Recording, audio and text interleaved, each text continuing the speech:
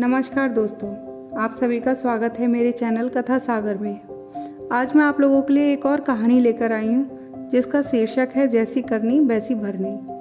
अगर आप लोगों के लिए कहानी अच्छी लगे तो मेरे चैनल को लाइक और सब्सक्राइब ज़रूर कीजिएगा।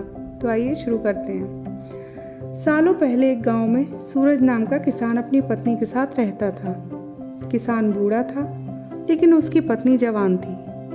इसी वजह से किसान की पत्नी हमेशा दुखी रहती थी। वो हमेशा ये चाहती थी कि उसका विवाह किसी जवान पुरुष से होता और हमेशा इसी बारे में सोचती रहती। एक बार वह अपने मन की बात अपनी एक सहेली से कर रही थी कि एक चोर ने उनकी बातों को सुन लिया। वह समझ गया। अब वह रोज महिला का पीछा करने लगा। एक दिन उसने किसान की पत्नी को ठगने के विचार से उसे एक झूठी कहानी सुनाई।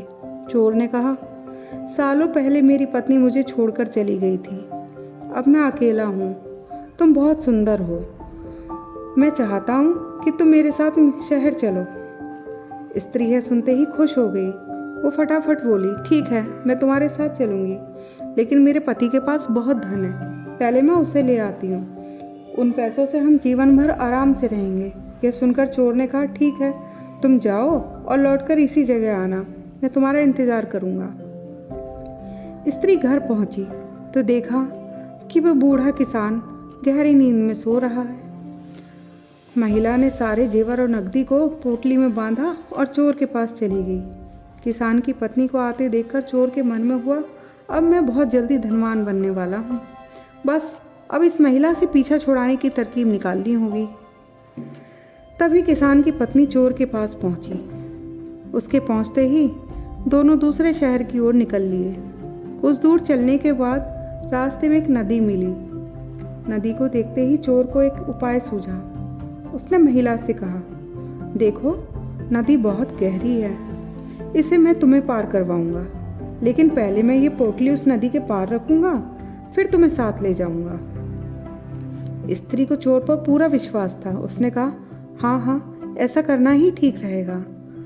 फिर चोर ने कहा, देखो, तुमने भारी जेवर पहने हुए हैं, ये जेवर भी तुम मुझे दे दो ताकि तुम्हें नदी पार करने में कोई परेशानी ना हो। यह सुनते ही किसान की पत्नी ने अपने सारे जेवर चोर को दे दिए। पोटली में बंधा हुआ धन और महिला के जेवर लेकर चोर नदी के पार चला गया। महिला उसके लौटने का इंतज़ार करती रही, लेकिन वो फिर कभी न लौटा। अब महिला को बहुत दुख हुआ। उसकी आंखों से आंसू बहने लगे, लेकिन पछतावे के लिए बहुत देर हो चुकी थी। उसका सारा पैसा और जेवर लेकर चोर जा चुका था। अब वे कुछ नहीं कर सकती थी। तो देखा आपने, इस कहानी से हमें शिक्षा मिलती है कि धोखेबाजी का फल हमेशा बुरा ही होता है। जो जैसा करता है उसे वैसा ही फल मिलता है। धन्यवाद।